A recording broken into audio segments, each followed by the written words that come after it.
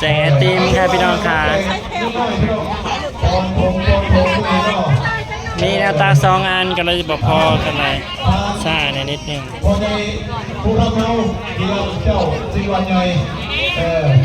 เอาไปจะแจกให้แจกด้วยพี่เลยคือสิพ่อมีอยู่แล้วเนาะมีเงินปีน้องกำลังนำท่านพุทธพอแจกนะพุทธกำลังนำอยู่ไปแจกแต่ว่าไม่ให้ผู้ชมเชื่อกำลังที่ขับเอาไปได้รอแจกเลยโอ้ยเด็กน้อยก่อนพี่น้องเลยอย่ามาส่องใช่ไหมลูก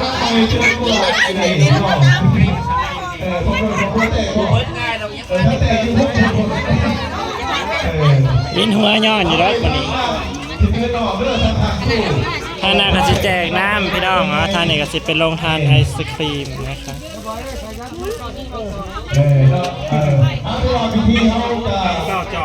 มองจะสำเร็จแล้วพี่น้องการเตรียมเรื่องปลอดภัยต้องมาให้ผู้น้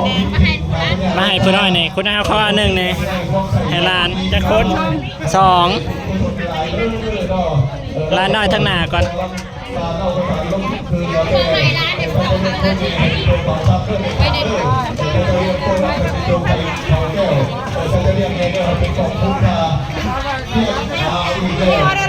มายันจะมาทางร้านนี่ร้านน้อยเนี่ย2 อันทางร้านก็ได้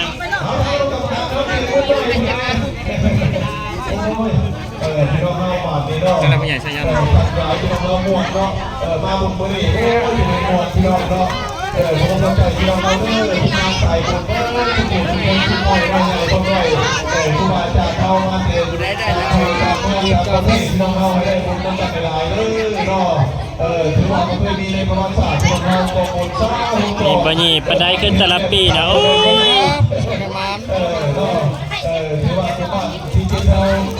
เวลาให้ร้านน้อยเนี่ยอย่าแห้งเร็วร้านน้อยทางล่างเนี่ยค่ะ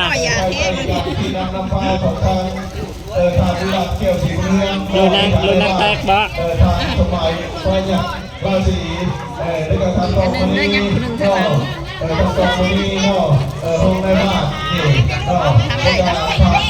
ลูกพอได้เยอะปะดิห้องพอได้บ้านนะตายละได้ลูกแต่พวดได้ลูกมันเลยเดินทิ้งสบายเดินพักของยาจอยหันกระแบงคือขาดว่านะน้ำอยู่ทั้งพุ่นเด้อทางนี้บ่ได้เปิดนะน้ำให้เขาเนาะแล้วพอหอมไว้ให้ยับแตงโมงั้นน่ะแจกแตงโมก็ได้ตอนนี้สนใจแต่ไอศครีมก่อน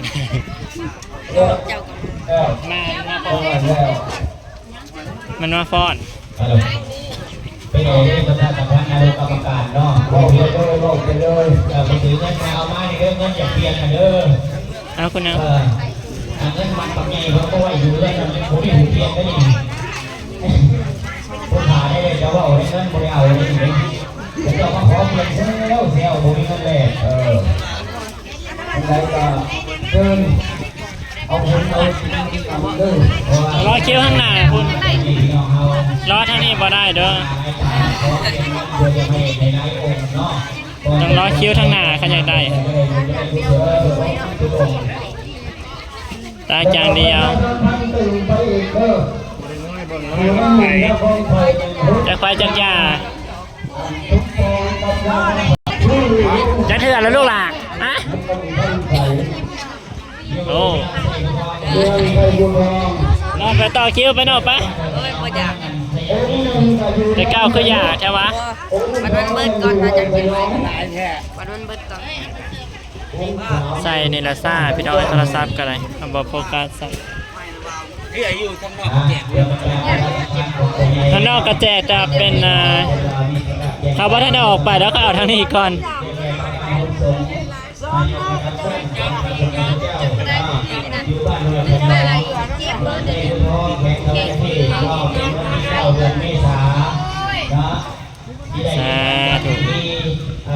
ก้มอยู่เจ็บแอวพี่น้องมา เบิ่งสภาพคุณอ้าวคอยก่อนก้มจนเจ็บแอวมักแต่เขากับผสมน้ำเขากับผสมซ้ำมักหม้อทางล่างก็ยังเต็มอยู่ยังโซนไอศครีมอยู่กระดาอ้อยฝนใส่ใหญ่ลุงเดี๋ยวไปกินน้ำอ้อยก่อนแรกเป็นน้ำตาตาทั้งตัวมายับขึ้นมันก็ไม่ออกเป็นยังไงที่อยู่ที่แฟนเล่นอยู่กับครัวจะบอกว่าปีนี้ตำรวจก็ได้ที่เขาจะทำบุญเนาะเงินไปหน่อยไปซิปออกมาเงินอยู่เพื่อนหนามาแรกให้เพื่อนเนาะเอาแต่ใบเศษไปเขาอยู่เรื่องบุญให้ดอกเกยใหญ่เกยค่อยแน่ปล่อยบ่ยากนะครับขอจอบสาธุบุญเด้อพี่น้องเอามาเนี่ยทำบุญให้สงสารขอให้นักบุญโยมช่วยขอให้ท่านเจ้าสายแล้วก็มาโน้เจ้าให้ซื่นบานย่าเมื่อกับเจ้าบ้านให้มีแต่ความสุขอันตรายภัยทุกอย่าสูญมาไกลท่านว่าเจ็บหรือไข้ก็มาจับมาได้นี่เลยนี่พี่น้องเด้อขอให้พระเจ้าสุขสามทั้งบ้านให้เจริญเด้อสาธุเด้ออีแม่โอ้ยเราจะพูดทุกจะไม่ว่าเป็นเอาเงินนี่หรอเด้ออยู่ที่นี่นี่เด้อมาต่อยอดต่อรำน้ำดูกระดานที่นี่นี่เนาะสิกินสิได้จัดจอกจะมาเนี่ยเหรอโอ้ยขอเนี่ยขอนี่สาธุพร้อมกันน้อยจังที่พระบารมีเอาปะเพื่อให้มีชีวิตมงคลเป็นบุญได้แล้วค่ะได้แล้วค่ะ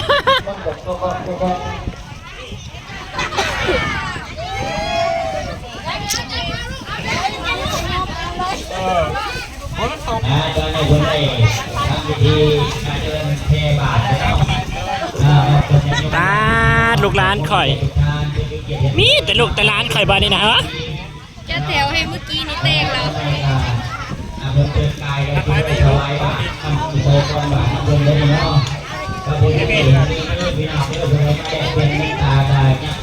แย่ได้จอกหนึ่ง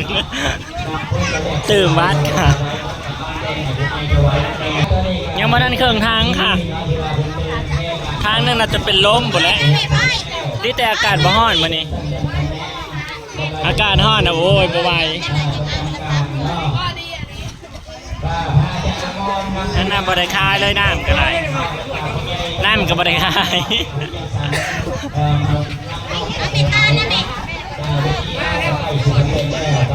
พนาวเนาะอีแม่งานผู้บ่าวนี่อยู่อาศัยบ่อนแม่มาพี่ไพ่อีแม่ลูกอยากอมนี่ผู้บ่าวมันร้ายเถื่ออะไรเสียแม่ไปเลี้ยงซะแล้วคิดถึงใครในรถจ้ะว่าถ่ายนี่จัดใครจัดขา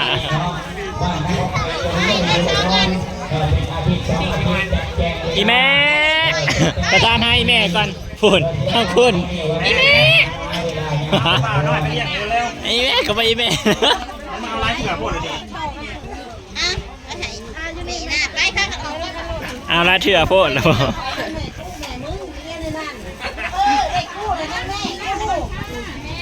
แม่กู้กับกู้เจ้าเขาบอกว่าจะเดินเดินเข้าไปได้ยากู้ดีใจนำคุณแม่สาธุบุญนะแม่นาดเด้อทางอเมริกาเนาะทางอังกฤษเนาะดีใจละลายปึ๊บคนมาเอานะขายขาดขายดีอันดับหนึ่งไอศครีมค่ะน้ำมันก็ยังขายบ่ขาดเขาบอกกินน้ำเนาะดีแต่อากาศมันบ่ฮ้อนอากาศฮ้อนเนี่ยเป็นลมแล้วนี่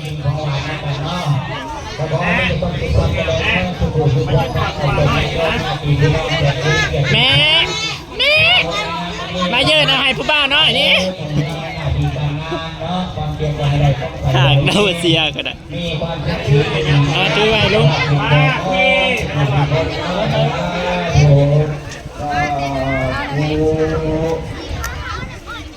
แม่กับบ่แม่พี่แม่ข้างพี่ข้าข้างหน้าพี่พี่การปานแสดงเอาจัดเกียรติเข้ามาแก่ผู้มีเกียรติเอาสำเร็จเรียบร้อยได้ผ่านส่งได้การแสดงดีเนาะเพื่อที่จะเป็นการอนุรักษ์วัฒนธรรมศิลปะวรรณคดีนอกจากเรียนนอกจาก ต้นหลักปฐมแดงเลยกาทั้งมัธยมต้นมปลายแดงเนาะกายที่เป็นเกียรติเกิดแขกผู้มีเกียรติทุกชาติเนาะมาเบิ่งลูกหลาน ผู้บ่าวน้อยเขามากินพี่น้องไอศครีม จากนักองเรียนว่าลูกหลานเขามีความพัฒนาก้าว ต่อแถวเด้อไอศครีมเนาะโลกาวิวัฒน์ก็เรียกรับสถานการณ์เนาะ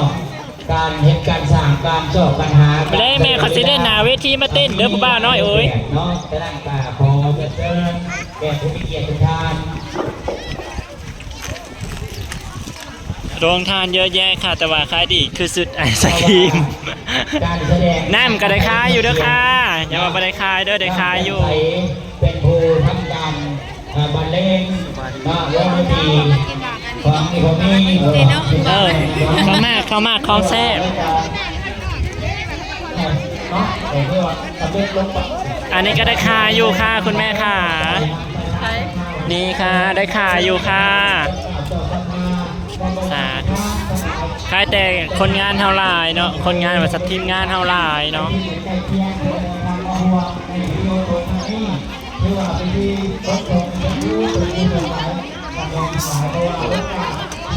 ได้ขายดีอยู่ค่ะ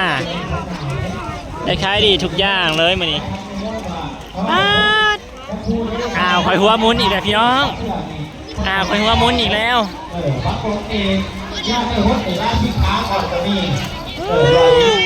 คนมันรีบมันรีบนี่บางคนแต่คนว่าอายุคนจะรอด4 ปีมาคุณนะ4ค้าเม้งกระบอกซิอันนี้เป็นผู้ว่าเป็นผู้คนเอาวันนี้สถานโยมทั้งหลายต่อไปกับจะได้มอบหน้าที่ในทางโคชแพทย์มันประกาศลงบนเข่าถ้าเป็นข้างเข้าก็ยังยอมมาก็โค่นหน้าไงประกาศได้เพียงต่อไป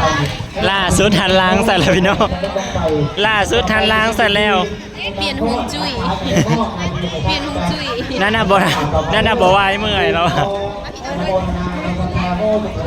เขานี่กันเกินเปิดรถของเจ้าเขาจะเปิดก็ได้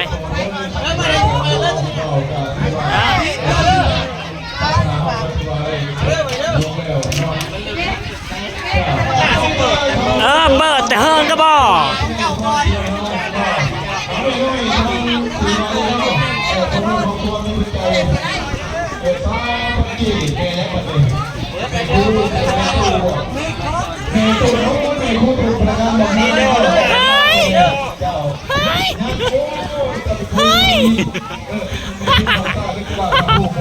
พี่น้องเอ้ยจับเนี่ย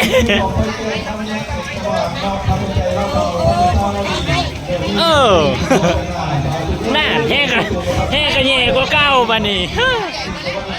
ก็แจกกันซะก่อนนะมอนเด้จะน้ำเบิ้ง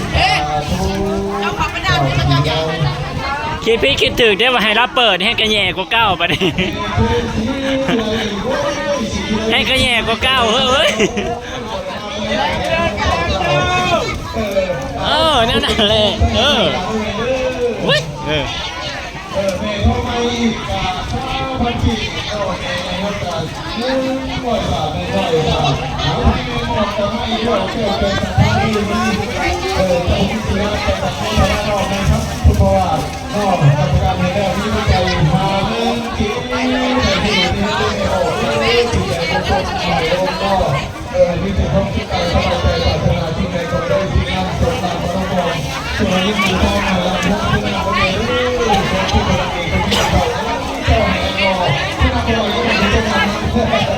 พี่น้องแห่งกระยี่กว่าเก้าไปดีแต่อากาศบ่ฮ้อนเนาะ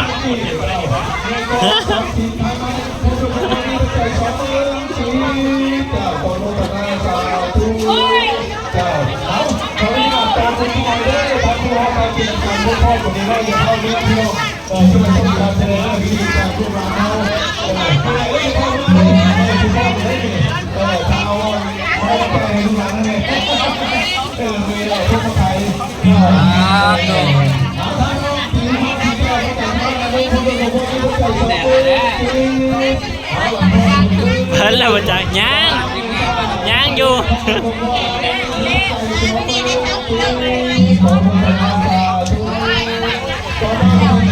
เบิร์ดละบอเบิร์ดละสองละสามเบิร์ดละสี่ละห้า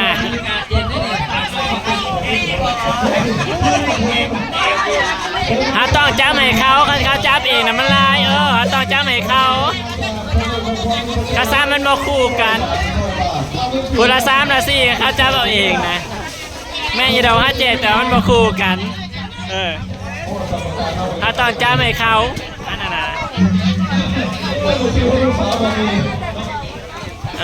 นอกวิชาไปอุดมเรา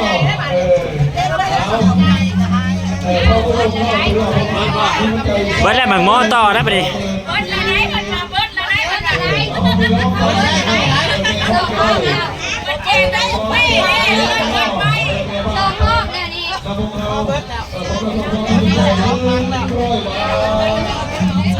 ถูกพี่น้องโอเคได้เก็บบรรยากาศเส้นนี้พี่น้องขอเก็บบรรยากาศอ่อนอัวไว้สำหรับก่อนนะพี่น้องเด้อขอบคุณทุกกำลังใจขอบคุณเบิร์ดสุกสุกเนาะสาธุบุญกับแม่นัดและกับผู้ใหญ่ใจดีทุกท่านเด้อเนาะที่ร่วมในวันนี้เนาะ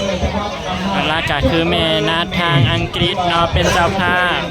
ทั้งน้ำทั้งหมักแตงทั้งหมักโมทั้งไอศครีมหลายอย่างเลยมื้อนี้ให้ได้บุญได้กุศลเด้ออยู่ดีมีสุขเด้อคุณแม่ด้วยสุขภาพแข็งแรงรับรวยเงินทองเจริญในหน้าที่การงานเจริญในทุกๆด้านเด้อคุณแม่ขอให้มีแต่สิ่งดีๆเข้ามาแล้วก็อยู่เป็นองค์พรมใส่ให้ปกลูกปกหลานอยู่เป็นองค์พรมใส่ให้ปกหนูตลอดไปเด้อคุณแม่เด้อสาธุขอบคุณค่ะโอเคเจอกันคลิปหน้าพี่น้องขอเก็บความอ่อนอัวไว้ซ้ำนี้ก่อน